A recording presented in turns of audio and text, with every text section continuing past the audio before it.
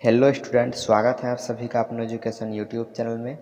आज हम बायोलॉजी का क्लास 5 लेकर आए हैं। इसके पहले ऑलरेडी 4 क्लास हो चुका है, जिसमें कि हम कोशिका के बारे में, न्यूक्लियस के बारे में, कोशिकांग के बारे में सभी कुछ हम डिटेल्स डिस्कस कर चुके थे।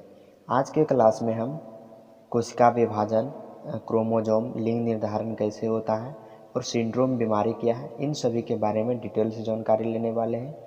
यदि आपके लिए यह वीडियो उपयोगी है तो आप कंप्लीट वॉच कर सकते हैं।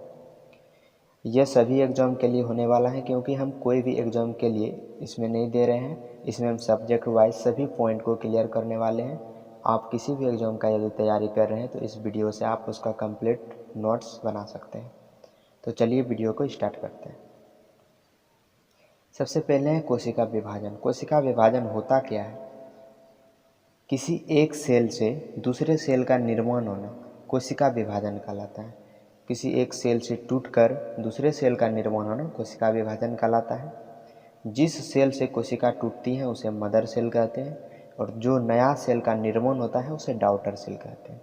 याद रखना है आपको, जिस सेल से टूटकर दूसरी कोशिका बनती है तो उस सेल को क्या कहते हैं? Mother cell. और जो कोशिका बनती है नई कोशिका को डॉटर सेल कहते हैं। आगे देखते हैं कोशिका विभाजन के प्रकार। कोशिका विभाजन 3 प्रकार के होते हैं: असूत्री विभाजन, समसूत्री विभाजन और अर्धसूत्री विभाजन। असूत्री विभाजन को इंग्लिश में एमाइटोसिस बोला जाता है। ये कैसी कोशिका में पाया जाता है? प्रोकैरियोटिक कोशिका में। इसके पहले के वीडियो लेक्चर में हम बता चुके थे प्रोकैरियोटिक कोशिका कौन होते हैं। वायरस सब के जो कोशिका होते हैं, आरएनए के बने होते हैं, वो प्रोकैरियोटिक कोशिका होते हैं। यदि आप उसको नहीं देखे हैं तो प्लीज़ उसको जाकर पहले वॉच कीजिए, आपको कंप्लीट समझ में आने वाला है। डिस्क्रिप्शन में उसका लिंक दिया हुआ है। यह कोशिका विभाजन बहुत सिंपल होता है और 4 स्टेप में पाया जाता है। आगे देखते हैं। यहाँ पर आप देख पा रहे होंगे, यह है एमाइटोसिस का सेल डिवीजन। यह प्रोकैरियोटिक कोशिका में पाया जाता है। यहाँ पर लिखा हुआ है। पहले क्या होता है, कोई जैसे पेरेंट सेल है जिससे कि दूसरे सेल का निर्माण होना है, ये पेरेंट सेल है जिसको मदर सेल भी बोलते हैं। इससे क्या होता है, पहले थोड़ा सा सेल बड़ा होता है और इसका जो न्यूक्लियस है ये थोड़ा सा लंबा टाइप का हो जाता है। उसके बाद थर्ड प्रोसेस क्या होता है, ये बीच से अपने आप को चिपका लेता है। और फोर्थ प्रोसेस में क्या होता है, ये एक दूसरे से अलग हो जाता है। तो इसका 4 स्टेज पाया जाता है, इसका एमाइटोसिस और सूत्री विभाजन का। तो देख लिया हम चारों स्टेप। पहले क्या होता है, थोड़ा सा ये बड़ा हो जाता है और इसका न्यूक्लियस दोनों अवस्था में लंबा हो जाता है। तीसरा स्टेप में बीच से चिपक जाता है और चौथा स्टेज में ये अलग हो जाता है। तो ये था असूत्री विभाजन। असूत्री विभाजन ज़्यादा इम्पोर्टेंट नहीं है, देखते हैं इससे आगे समसूत्री विभाजन। समसूत्री विभाजन यूकेरियोटिक कोशिका में पाया जाता है। यूकेरियोटिक भी कोशिका कैसा होता है, हम लोग का जो मानव शरीर है, एनिमल है, ये सब यूकेरियोटिक होते हैं। पादप के जो कोशिका होते हैं वो भी यूकेरियोटिक कोशिका होते हैं। समसूत्री विभाजन सिर्फ सोमेटिक सेल में पाए जाते हैं। कायिक कोशिका, 2 तरह के कोशिका होते हैं, यहाँ पर नीचे आप देख सकते हैं, कायिक कोशिका और जनन कोशिका। किसी के भी शरीर में, मानव शरीर में कायिक कोशिका 99% होती है। यहाँ पर प्रिंटिंग मिस्टेक है। कायिक कोशिका कितनी होती है? 99%। और जनन कोशिका कितनी होती है? 1%। तो समसूत्री विभाजन कैसी कोशिका में पाया जाता है? कायिक कोशिका में। याद रखना है आपको, ये क्वेश्चन एग्जाम में आ सकता है, इंपॉर्टेंट है। अगला है अर्धसूत्री विभाजन। अर्धसूत्री विभाजन जनन कोशिका में होता है। जनन कोशिका की तरह 1% पाया जाता है हमारे शरीर में। तो अर्धसूत्री विभाजन किस में होता है? जनन कोशिका। समसूत्री विभाजन को आप डिटेल से देखते हैं। यहाँ पर आप देख सकते हैं समसूत्री विभाजन। समसूत्री विभाजन के 5 स्टेज होते हैं: इंटरफेज, प्रोफेज, मेटाफेज, एनाफेज और टेलीफेज। एक एक करके हम सभी फेज को समझते हैं। सबसे पहले होता है इंटरफेज। इंटरफेज सबसे बड़ा फेज होता है, यह सबसे बड़ी अवस्था होती है। इंटरफेज में सबसे पहले क्या होता है, यहाँ पर फिगर में आप देख सकते हैं इंटरफेज। इंटरफेज में सबसे पहले क्या होता है, क्रोमोजोम। क्रोमोजोम जिसमें कि जेनेटिक इन्फॉर्मेशन होता है वो सबसे पहले अलग हो जाता है। सबसे पहला फेज कौन सा है? इंटरफेज। इंटरफेज में क्या होता है, क्रोमोजोम अलग हो जाता है। उसके बाद है प्रोफेज। प्रोफेज में क्या होता है, न्यूक्लियस अलग होता है। न्यूक्लियस अलग होता है प्रोफेज में। तीसरा स्टेज है मेटाफेज। मेटाफेज में क्या होता है, जैसे कि अब न्यूक्लियस अलग हो गया है, अब कोशिकांग बचे हैं, जैसे कि माइटोकॉन्ड्रिया हो गया, लाइसोसोम या ये सभी तरह के अंग उसमें बचे हुए हैं। तो उसमें क्या होता है, एक नाम होता है स्प्लेंडर फाइबर। स्प्लेंडर फाइबर उसको हिंदी में तुर्क धागा बोलते हैं। तो सभी कोशिकाओं को स्प्लेंडर फाइबर द्वारा घेर, जैसे कि ये लाइसोसोम है, इसको स्प्लेंडर फाइबर द्वारा घेर दिया जाता है। चौथा स्टेज में क्या होता है, एनाफेज। चौथा स्टेज में सभी कोशिका के अंग अपने अपने ध्रुव की ओर चले जाते हैं। सभी कोशिका के अंग ध्रुव की ओर चले जाते हैं और लास्ट स्टेज टेलोफेज में क्या होता है, कंप्लीट कोशिका विभाजन हो जाता है। पॉइंट में देखते हैं इसको कैसे है। इंटरफेज में आप देख पा रहे होंगे, पहले क्या होता है, क्रोमोजोम अलग होता है जिसमें कि जेनेटिक इन्फॉर्मेशन होता है। दूसरा स्टेज में क्या होता है, न्यूक्लियस का डिवीजन होता है। तीसरा स्टेज मेटाफेज होता है जिसमें कि स्प्लिंडर फाइबर का निर्माण होता है। और एनाफेज चौथा स्टेज होता है जिसमें कि कोशिकाओं ध्रुव की ओर चले जाते हैं। और पांचवा होता है टेलीफेज जिसमें कि डिवीजन कंप्लीट हो जाता है। तो समसूत्री विभाजन के टोटल 5 स्टेज होते हैं, आपको याद रखने हैं। अध्ययन की सुविधा के लिए मेटाफेज को अच्छा माना जाता है। अब देखिए यहाँ पर सबसे बीच में है मेटाफेज। कौन सा सबसे अच्छा रहेगा, इसकी भी जानकारी के लिए और इसकी भी जानकारी कि जो कि बीच में है।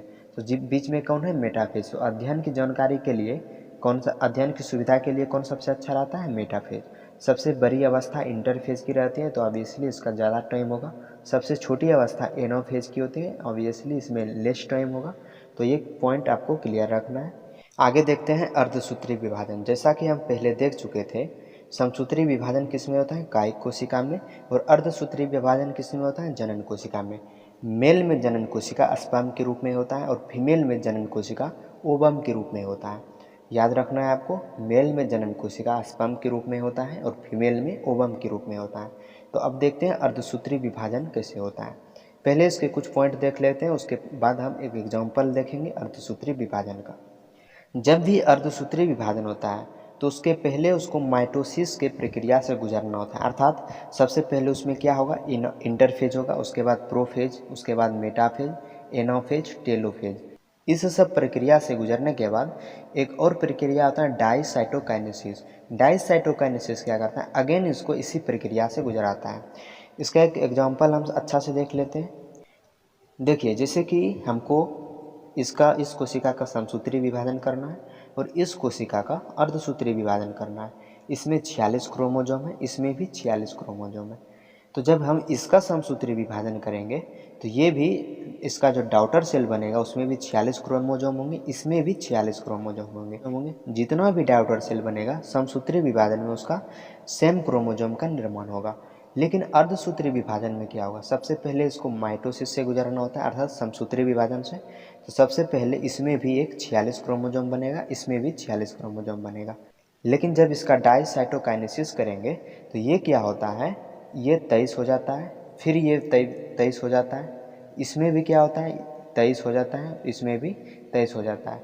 तो इससे हम क्या जान रहे हैं, समसूत्री विभाजन से सिर्फ 2 कोशिका का निर्माण होगा, लेकिन अर्धसूत्री विभाजन से 4 अर्धसूत्री कोशिका का निर्माण होगा।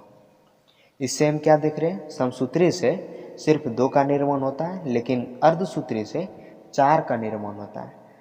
तो यहाँ पर हम देख लिए कि अर्धसूत्री विभाजन कैसे काम करता है। तो ये चीज़ आपको कंप्लीट समझ में आ गया होगा। अर्धसूत्री विभाजन में भी इंटरफेज होता है, प्रोफेज, मेटाफेज, एनाफेज, टेलोफेज। सभी प्रक्रिया सेम होती हैं जैसे कि माइटोसिस में होता है। उसके बाद एक लास्ट प्रक्रिया होती है डाईसाइटोकाइनेसिस, जो कि इसको अर्धसूत्री विभाजन में कन्वर्ट कर देता है। अब आगे देखते हैं एक एग्जाम्पल।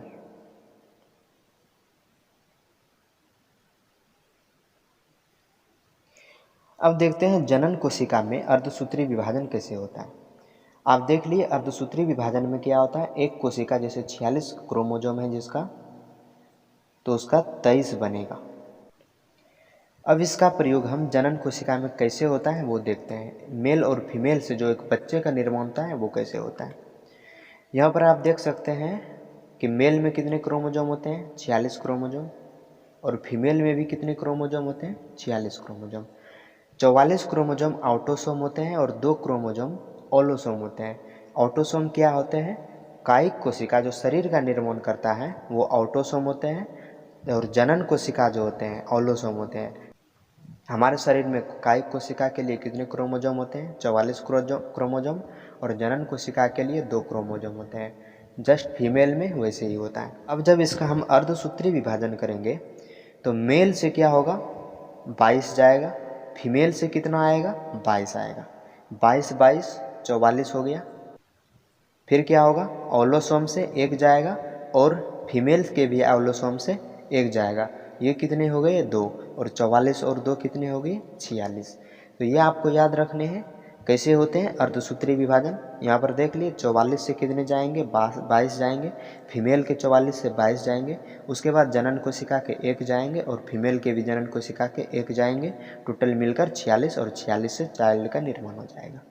पीछे हम देख लिए अर्धसूत्री विभाजन जनन कोशिका के काम में आता है। यहाँ पर देखते हैं अर्धसूत्री विभाजन कैसे बच्चे के निर्माण में काम आता है। ये है मेल XY गुणसूत्र होते हैं, इसमें फीमेल में क्या होते हैं XX गुणसूत्र होते हैं। जब यहाँ से हम मेल का Y गुणसूत्र लाएंगे और यहाँ से फीमेल का X गुणसूत्र लाएंगे तो XY क्या होगा Y होगा। फिर यहाँ से जब हम Y देंगे और फीमेल से X देंगे तो फिर क्या होगा Y होगा। उसके बाद क्या होगा फिर हम जब मेल के X देते हैं यहाँ से और फीमेल का X यहाँ से देते हैं तो गर्ल होगा, और जब यहाँ से X मेल का देते हैं और फीमेल का यहाँ से X देते हैं तो गर्ल होगा। तो यहाँ पर आप देख सकते हैं कि फीमेल में सिर्फ X और X क्रोमोजोम पाए जाते हैं। ये जब भी कोई भी क्रोमोजोम देंगे तो इससे क्या होगा गर्ल का निर्माण होगा। तो यहाँ पर आप क्लियरली देख सकते हैं बच्चों का जो लिंग निर्धारण होता है वो पुरुष पर निर्भर करता है। यदि यहाँ से X जाएगा तो गर्ल बनेगा और यहाँ से यदि Y जाएगा तो Y बनेगा। टोटली डिपेंड्स किस पे करता है मेल पे करता है। तो बच्चों का लिंग निर्धारण पिता पर निर्धारण होता है, ये आपको याद रखने हैं। आगे देखते हैं सिंड्रोम जो एक डिजीज होता है वो क्या है। क्रोमोजोम में होने वाले अनियमितता को सिंड्रोम कहते हैं। अनियमितता मतलब क्रोमोजोम में कमी या बढ़ोतरी होने के कारण जो डिजीज होती है उसे ही सिंड्रोम कहते हैं। बहुत प्रकार के सिंड्रोम होते हैं, यहाँ पर हम बेसिकली 4 सिंड्रोम लाए हैं जो कि बहुत इंपॉर्टेंट है। होते हैं बहुत तरह के सिंड्रोम। तो सबसे पहला है टर्नर सिंड्रोम। टर्नर सिंड्रोम किस में होते हैं फीमेल में होते हैं। क्रोमोजोम की संख्या कितनी होती है 45। जब किसी फीमेल में टर्नर सिंड्रोम होते हैं तो उसमें बांझपन आ जाती है, कुपोषित जैसा शरीर हो जाता है, मतलब सूखा साखा शरीर हो जाता है। दूसरा है क्लिनीफेल्टर। क्लिनीफेल्टर किस में होता है मेल में होता है। इसमें क्रोमोजोम की संख्या बढ़कर 47 हो जाती है और मेल में क्या देखने को मिलता है नपुंसकता देखने को। तो 2 प्रकार के सिंड्रोम देख लिए। टर्नर जो कि फीमेल में पाया जाता है 45 हो जाती है क्रोमोजोम की संख्या, बांझपन और कुपोषित हो जाता है। क्लिनीफेल्टर क्या होता है मेल में होता है 47 हो जाती है क्रोमोसोम की संख्या और क्या होता है नपुंसकता आ जाता है। तीसरा देखते हैं डाउन्स। डाउन्स क्या होता है फीमेल और मेल दोनों में पाया जाता है। डाउन्स नामक सिंड्रोम फीमेल और मेल दोनों में पाया जाता है। क्रोमोजोम की संख्या बढ़कर 47 हो जाती है और शरीर बेडोल दिखने लगता है, होठ मोटा हो जाता है। देखे होंगे ऐसा सिंड्रोम वाले व्यक्ति को कहीं पर होठ मोटा हो जाता है, शरीर बेडोल हो जाता है, ऐसे मोहल्ला में मिल जाते हैं कोई कोई व्यक्ति। तो ये फीमेल और मेल दोनों में पाए जाते हैं। क्रोमोजोम की संख्या कितनी 47 हो जाती है। चौथा सिंड्रोम है पटाओ सिंड्रोम। ये भी फीमेल और मेल दोनों में पाई जाती है। इसमें क्रोमोजोम की संख्या कितनी हो जाती है 47। इसके लक्षण क्या है ऊपर वाला होठ कटा हुआ होना। आप देखे होंगे किसी किसी का ऊपर वाला होठ कटकर ऊपर हो जाता है तो उसमें क्या कौन सा सिंड्रोम होता है पटाओ सिंड्रोम। तो 4 प्रकार के सिंड्रोम आपको ध्यान रखने हैं, Turner syndrome, Klinefelter syndrome, Down's syndrome और पटाओ सिंड्रोम। इन सभी का क्रोमोजोम की संख्या याद रखना है और लक्षण आपको याद रखना है। कुछ नोट हैं, वायरस कोशिका सिद्धांत का पालन नहीं करता। वायरस जो होते हैं वो भी सेल के बने होते हैं। जितने भी सेल के कोई भी चीज़ बने होते हैं उसी को सजीव बोला गया है। तो वायरस क्या होते हैं वायरस भी सेल के बने होते हैं, लेकिन ये कोशिका सिद्धांत का पालन नहीं करता है, अर्थात ये सेल डिवीजन नहीं करता है। कोशिका विभाजन का खोज वर्चो ने किया था कब 1855 ईस्वी में। समसूत्री विभाजन सर्वप्रथम फ्लेमिंग द्वारा देखा गया था कब 1883 ईस्वी में। अर्धसूत्री विभाजन की खोज बिजमैन द्वारा किया गया था, परंतु इसका नामकरण फॉर्मर तथा मूरे ने 1905 ईस्वी में किया था। बच्चों का लिंग निर्धारण पिता द्वारा किया जाता है। तो ये कुछ पॉइंट आपको ध्यान में रखने हैं। तो यहाँ पर हम कंप्लीट कोशिका विभाजन को देख चुके हैं। यहाँ पर हम क्या क्या देखें, ओसूत्री विभाजन होते हैं, समसूत्री विभाजन होते हैं, अर्धसूत्री विभाजन होते हैं। ओसूत्री विभाजन प्रोकैरियोटिक कोशिका में होते हैं, सिंपल होते हैं और 4 स्टेज में होते हैं। समसूत्री विभाजन यूकैरियोटिक में होते हैं और सोमेटिक सेल में पाए जाते हैं। समसूत्री विभाजन के पांचों स्टेज को आपको याद रखना है, इंटरफेज, प्रोफेज, मेटाफेज, एनाफेज और टेलीफेज। सभी के वर्ग को आपको याद रखने, क्या क्या सबके वर्ग हैं। इसके बाद आपको अर्धसूत्री विभाजन का यह जो एग्जाम्पल है इसको याद रखना। इसमें ऑटोसोम क्या होते हैं, कायिक कोशिका होते हैं, ऑलोसोम क्या होते हैं, जनन कोशिका होते हैं, और यहाँ पर अर्धसूत्री विभाजन होकर एक चाइल्ड का निर्माण होता है। आगे है सिंड्रोम। सिंड्रोम भी आपको याद रखना है, क्रोमोसोम में होने वाली अनियमितता को सिंड्रोम कहते हैं। 4 प्रकार के सिंड्रोम होते हैं, Turner syndrome, Klinefelter syndrome, Down syndrome और पटाव सिंड्रोम। सभी के क्रोमोसोम और इसके लक्षण आपको याद रखने हैं। और ये पॉइंट ज़्यादा इंपॉर्टेंट नहीं, कहीं कहीं पूछ दिए जाते हैं इसके नोट में, तो ये आपको ध्यान में रखना है। तो कंप्लीट यहाँ तक हो चुका कोशिका विभाजन के बारे में। आई होप आपको सारा पॉइंट क्लियर हो चुका होगा। लास्ट तक वीडियो देखने के लिए धन्यवाद। यदि आपको इसका PDF चाहिए तो टेलीग्राम चैनल को ज्वाइन कर सकते हैं आप, अपनो एजुकेशन।